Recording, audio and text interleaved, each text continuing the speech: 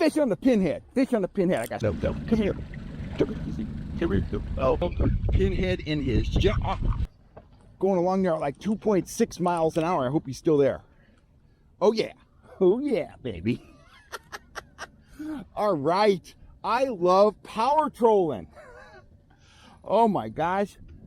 Let's see here. Let me get the trolling motor going here, because I am all getting pushed by the wind.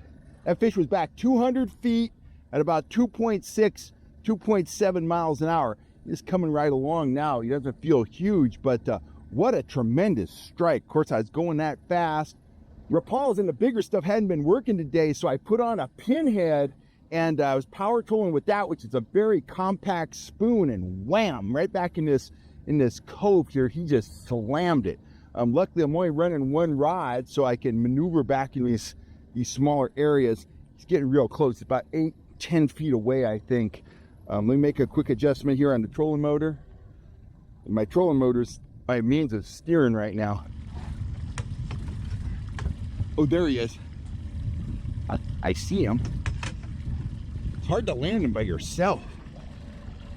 Here he comes. What a nice fish. Nice rainbow. Get the camera down on him here. Here he comes. Here we go. Looks like he's hooked pretty good. I gotta make another adjustment on the motor, and I will scoop him up. Oh, what a beautiful rainbow. Oh my God. Oh, no. Come here. Come here. Oh, there. Oh my gosh. That fish has been on the line for a while. Getting pushed by this wind here. Just chaos on the boat. Man. I want to get him released, but I want to show him to you. What a beautiful fish. Pinhead spoon. Copper pinhead. I'm going to get him back in the net and get him revived, but there's that handsome trout, nice square tail, pinhead in his jaw. Oh, he didn't hit the floor. Okay, I got to get him off the hook and get him back into the net and get him revived here real quick. There's that. Get him back in the net here. We'll get him revived. It's really important when you fight a fish for a while that you take a couple extra seconds to get him in the net, get him in the current, and get him revived. I'm gonna just you look down there. I'm gonna get him pinned.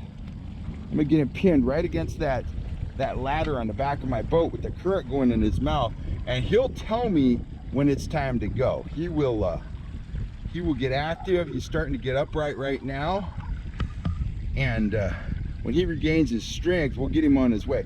The water's nice and cool, so it's not a big problem reviving these fish. You just got to take the time to do it. Now, he's a beautiful rainbow. A couple pounds, I would say.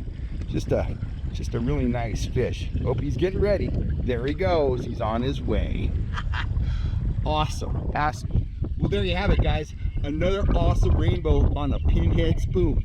Power trolling with a very tiny bait. Sometimes it's really super effective. These fish are a little finicky. They're not really reacting to slow moving baits. They're not really reacting to large baits. But I got that small spoon up at a high level of speed. Fish on, fish released, and we can get that gear back in the water and see if we can get another one. I was just top lining that, so you know, it was 175, 200 feet behind the boat. And I'm going to say that was 1 to 2 feet up max. No weight on the line, just a trolling leader, 8-pound test fluorocarbon, tipped with the pinhead spoon in copper.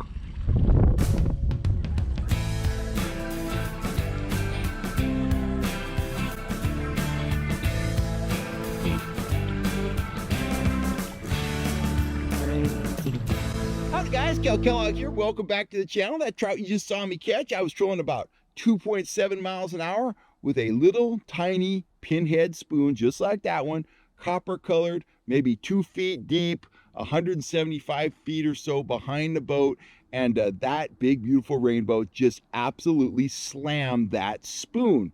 Now, for a lot of you guys out there that are you know, speed trolling aficionados, you might be looking at that spoon and saying, you were trolling that tiny spoon that fast? Well, before I talk about this spoon, let me talk a little bit about speed trolling. Now, a lot of guys out there, and I see them here at Collins Lake, they're out there, they're trolling fast, they're beating the banks, going, 3 miles an hour with Rapalas like that. And, speedy shiners or my speed spoons, they're out there, they're trolling fast, they're catching fish, they're enjoying those super aggressive strikes, they're having a great time, and they're thinking to themselves, right? I think they're thinking to themselves, man, I've really stumbled on something here. I'm part of the high-speed trolling revolution. Well, kinda. Okay, you know that old saying that says everything that was cool once will be cool again, like muscle cars. They were really cool in the 60s, but now they're really cool these days. That's the deal with power trolling for trout. It was really popular back in the 60s. The speedy shiner was invented in the 1950s. Guys would go out, pull Rapalas fast, targeting browns, big rainbows, stuff like that. They caught a lot of fish doing that in the 60s. And then things slowed down. And speed trolling wasn't cool anymore. It wasn't cool for decades. Everybody was out there trolling at 1.5. Everybody was trying to go slower. They were trying to figure out how to slow their boats down, not how to speed troll. And then about 15 years ago, there were 3 guys, and I was one of them, that really started to publicize just how effective speed trolling could be. It was me, Gary Morales of the Shasta Tackle Company at that time, and Monty Smith of Gold Country Sport Fishing, who makes his own speed trolling spoons called the Chucker T. He makes them in his garage. We started having tremendous results targeting rainbows and kings when speed trolling spoons. Gary Morales, he came up with the Humdinger and the Magnum Humdinger. He starts trolling those things at about 2.7 miles an hour and goes all the way up above 3 miles an hour and has tremendous results. When people started seeing how well we were doing speed trolling, they started trying it themselves. All of a sudden, speedy shiners are super popular. Gary was selling Humdingers. Monty was getting requests for Chucker T's, which he's never going to sell because they take him too long to make. And it just became one of the things that you need to do. The cool kids, they're all speed trolling. The old dudes, they're out there trolling worms. That isn't cool anymore. We all got to troll fast. Well, what do all those lures I just talked about have in common? All the speed trolling lures that most guys are pulling these days. There's a Rapala there. A lot of guys like to pull those fast.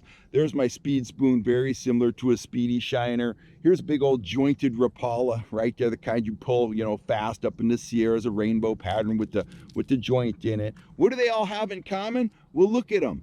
They're all large profile lures. They're all big lures. They're big plugs and they're big spoons.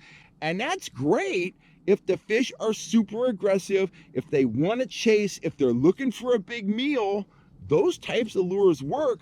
But what happens when the fish are a little shy? What happens if they're a little off the bite? What happens if you want to downsize your package, but you still want to maintain a high-speed troll? That's what I came up with the pinhead for. It's got a very small profile, okay? It's great at lakes that feature pond smelt, lakes like Folsom, lakes like Elminor, lakes like Rollins when it's planted. Those are all pond smelt lakes. Those minnows have a very slim profile, and for most of the year, they're pretty small. The pinhead is a great match for pond smelt, but it's also a great match for any lake where the atmospheric conditions, the moon, you name it, has put the bite off a little bit, but you still want to go out, you want to cover a lot of ground, and you want to take the temperature of the fish. The bite here at Collins Lake is not wide open, but you saw me catch that fish earlier today, trolling 2.7 miles an hour. Let me get rid of this call and I'll be right back. Now, would I have caught that fish today on one of my speed spoons? Would I have caught that fish on a Rapala? I don't think so. I spent a lot of time today pulling Rapalas and I didn't get a single bite, but I was pulling that for about 2 or 3 minutes and I got the first fish, and then I followed up with 2 more fish on it, and then I put it away because I want to go pull it with my clients. I don't want to burn out my spots up here in the river arm of the lake.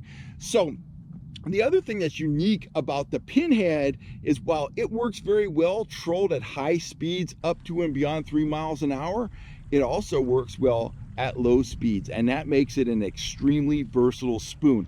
It starts kicking at about 1.6. It works very well at 1.8 to 2 miles an hour. And then you can goose the throttle all the way up to 3+ miles an hour, and it maintains its action. The action is faster, but it doesn't start rolling. It doesn't start twisting the line.